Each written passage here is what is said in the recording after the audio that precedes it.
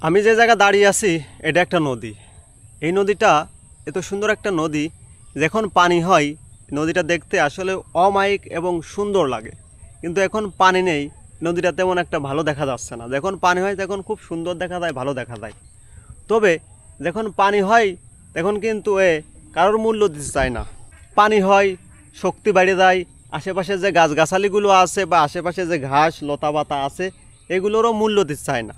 কয় সর, দূরই সর, এখন আমার শক্তি হয়েছে, এখন আমার পাওয়ার হয়েছে, আমার সামনে কেউ দাঁড়াসনি, দাঁড়ালেই বিপদ।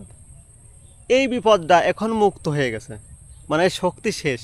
পানি থাকলে এর শক্তি, পানি না থাকলে এর কোনো মূল্য নেই। ঠিক তেমনই আমাদের বাংলাদেশের কিছু কিছু লোকের এমন অবস্থা হয়ে গেছে, হঠাৎ করেই এই এই পানি, এই নদীর পানির মতন অবস্থা হয়ে গেছে। হঠাৎ করেই পানি হয়ে গেছে, মানে হঠাৎ এক বৃষ্টিতে পানি হয়ে গেছে বলে নদীর শক্তি বেড়ে গেছে। তেমনই কিছু কিছু লোকের হঠাৎ করে এরকম অবস্থা হয়ে গেছে। লোকগুলোর অবস্থাও এই নদীর মতনই হবে, এই নদীর মতনই ওই লোকগুলোর অবস্থা হবে।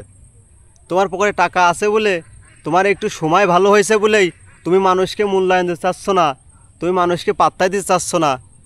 এই মূল্যায়ন, এই পাত্তা একদিন তোমার ক্ষুণ্ণ হয়ে যাবে, তোমার নষ্ট হয়ে যাবে, সেদিন অতি সন্নিকটে। কারণ উপরে একজন আছে, ওই উপরে একজন বসে আছে, তাকে বিশ্বাস করতে হবে যে সে আমার উপরে বসে আছে, সে আমাকে মূল্য দিচ্ছে, সে আমাকে ক্ষমতা দিচ্ছে, সে আমাকে লোক দিচ্ছে আমাকে পরিবর্তন হওয়ার জন্য, সমাজকে পরিবর্তন করার জন্য, দেশের মানুষকে ভালোবাসার জন্য। কিন্তু সেইটা যদি আপনি না করেন, ঠিক এই নদীর পানির মতন একদিন আপনার পিছন থেকেও লোকজন আল্লাহ তাআলা কাড়িয়ে নেবে।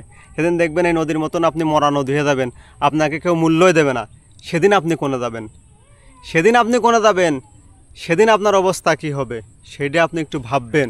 ভাবে আপনার জীবন পরিচালনা করবেন মৃত্যুর আগ পর্যন্ত। তাছাড়া যদি আপনি ভাবেন যে আমার নদীতে এখন পানি হয়েছে বলেই আজ জীবনে নদীর পানি শুকোবে না, নদীর পানি এই অবস্থায় থাকবে, আমার শক্তি এইরকমই থাকবে, আমার শক্তি এইরকমই থাকবে, আমার কাছে আসে কিডা, আমার ধরে কিডা, আমার এ করে কিডা, তা করে কিডা, এইরকম ভাববেন না। ইতিহাস দেখবেন, ইতিহাস ঘাটবেন এবং ভবিষ্যতের চিন্তাও করবেন। এবং অতীত, বর্তমান, ভবিষ্যৎ এবং ইতিহাস সব জিনিস মাথায় নিয়ে আপনি এই পৃথিবীতে চলবেন। সবাই ভালো থাকবেন, সুস্থ থাকবেন। আসসালামু আলাইকুম।